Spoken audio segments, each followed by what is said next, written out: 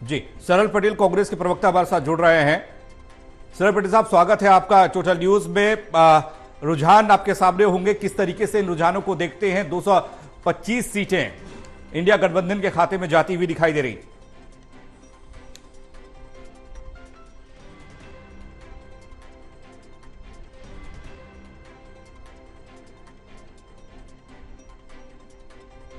तो 543 सीटों के रुझान आपके सामने है, जिसमें इंडिया गठबंधन, एनडीए गठबंधन और अदर्स की स्थिति आप देख पा रहे हैं। 294 पर एनडीए, उसके बाद इंडिया की बात करें तो ये 225 सीटों पर है और अदर्स 24 सीटों पर है। हरियाणा और दिल्ली की बात करें तो हरियाणा में 50-50 की स्थिति है और दिल्ली में स्थिति ये कह सकते हैं कि बीजेपी के पक्ष में जाती हुई दिखाई दे रही है। सबसे बड़ी बात, उत्तर प्रदेश देश का सबसे बड़ा सूबा और सियासी नजरिए से सबसे ज्यादा लोकसभा की सीटें यहां पर हैं।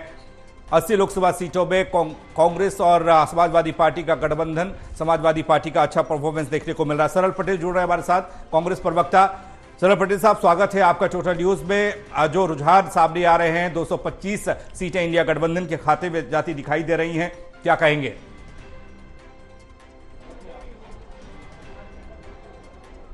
बहुत धन्यवाद पंकज जी आपका। और मैं ये कहना चाहूँगा कि सबसे पहले हम धन्यवाद देना चाहेंगे जो हमारे परफॉर्मेंस थे पिछले 4 सालों में। उन्होंने उसके हायरिंग कर करके हमारे असेट्स को लेकर जो हमारी पार्टी में जो एक तरह से मैं कहना चाहूँगा कचरा साफ किया है, उसकी बदौलत आज हमारे सभी अलायंस और सभी अलाइज का ये परफॉर्मेंस हो रहा है कि हम इतनी सीटों से जीत रहे हैं। जी, जिस तरीके से तैयारियां की गई थी, इस बार एक नए चेहरे के साथ, नए गठबंधन के साथ कांग्रेस और तमाम विपक्षी पार्टियां चुनावी मैदान में थी और बेहतर प्रदर्शन की उम्मीद कांग्रेस और उसके सहयोगी दल कर रहे थे। जब बात प्रेस कॉन्फ्रेंस की और मीटिंग के बाद जो प्रेस कॉन्फ्रेंस हुई, उसमें कहा गया कि 295 प्लस सीटें, लेकिन सीटें कब रहेंगी?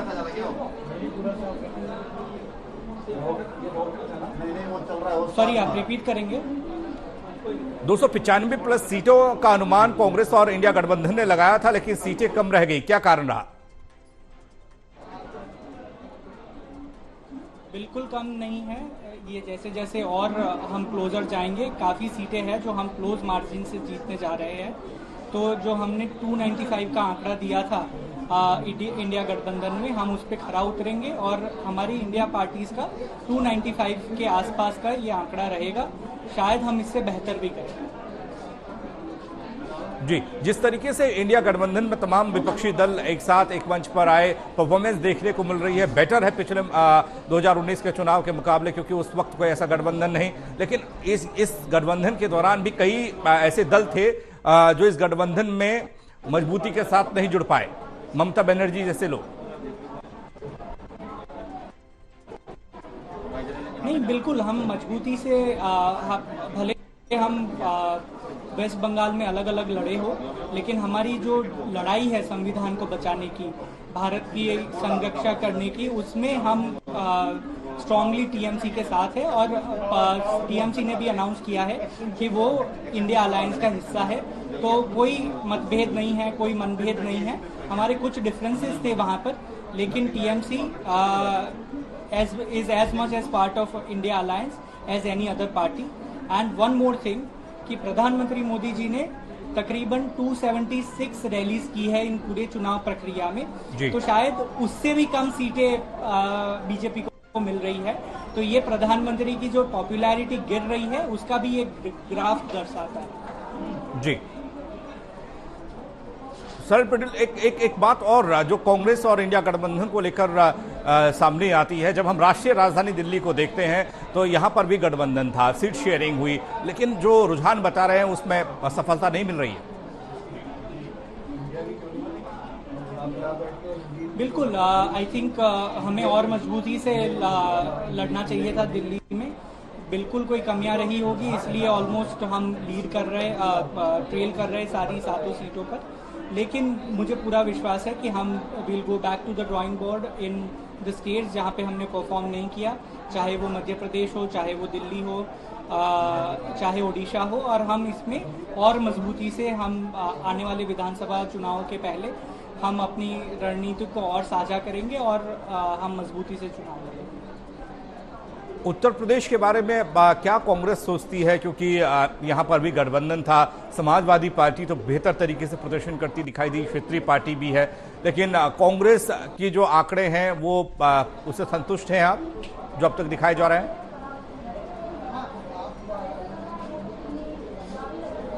बिल्कुल, हम आप स्ट्राइक रेट देखेंगे उत्तर प्रदेश में तो it's more than about 66% strike rate पर अभी हम चल रहे हैं।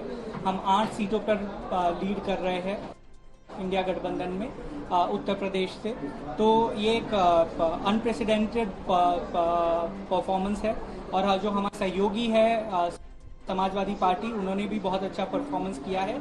और ये कहीं ना कहीं दिखाता है कि जिस तरह से भाजपा ने राम मंदिर की प्राण प्रतिष्ठा को पॉलिटिसाइज कर जो एक पूरी मुहिम चलाई थी, इस पे उत्तर प्रदेश की जनता ने करारा तमाचा मारा है।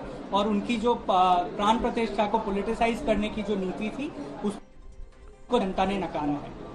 जी, राजधानी दिल्ली में एक घटनाक्रम बहुत बड़ा देखने को मिला चुनाव के बीच में।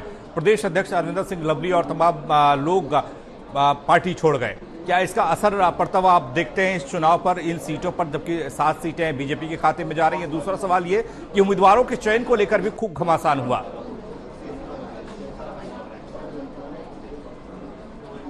देखिए, स्पेसिफिक्स तो हमें जब पूरे रिजल्ट्स आ जाएंगे फिर हम उसका आकलन करेंगे, उसको एनालाइज करेंगे।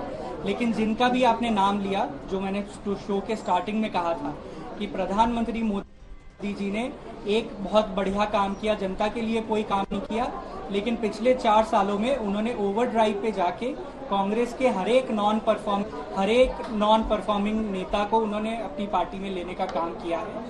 उसके चलते ये नतीजे आए हैं। तो प्रधानमंत्री मोदी जी ने, जिन भी नेता का आपने नाम लिया, हम प्रधानमंत्री मोदी जी का धन्यवाद करते हैं कि एक नॉन परफॉर्मिंग एसेट को आप दिल्ली से भी उन्होंने ले लिया। अगर उनका उसको फायदा दिखता है, धन्यवाद और उनको बधाई, बट हमें उससे कोई नुकसान नहीं हुआ है। और जो भी हमारी कमी रही है दिल्ली में स्पेसिफिकली, हम उस पर बिल्कुल उस पर काम करेंगे और विधान